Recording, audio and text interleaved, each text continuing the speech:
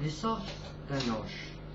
Un jour naquit un petit ange nommé Maxence Carvers, tout calme, quelques pleurs pour démontrer qu'il était là. Un regard d'amour tourné vers sa maman, en premier vers ses têtes. Cette personne qui n'arrêtait pas de lui parler avec amour quand il était encore dans son ventre.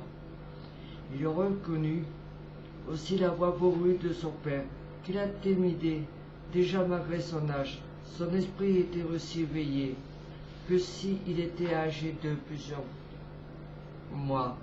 Ses magnifiques yeux bleus appelaient l'amour de ses parents. Le seul défaut de ce petit être était énorme. Faiblesse dans le bras gauche, non visible à sa naissance.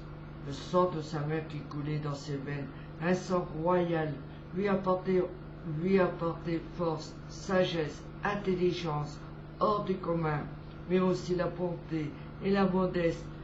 La première année de Maxence se passa comme l'enfance normale d'un bébé normal, à part qu'il apprit vite à être propre et à marcher.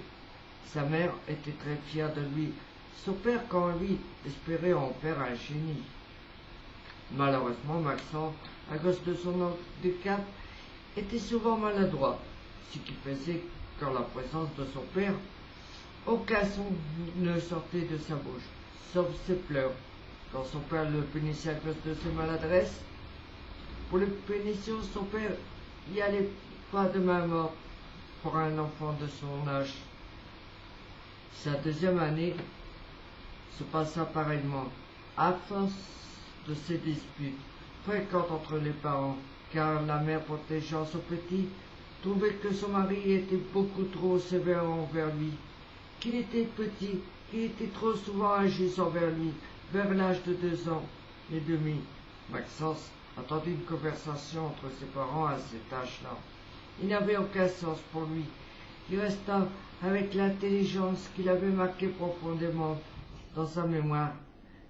Cette dispute portait sur le fait que le père voulait envoyer Maxence dans une pension pour qu'il soit moins bête, ignare, ne chassant même pas parler, que c'est normal, vu qu'il n'était qu'un reste de son ancien fiancé, qu'en l'épousant, en étant enceinte, il en ferait.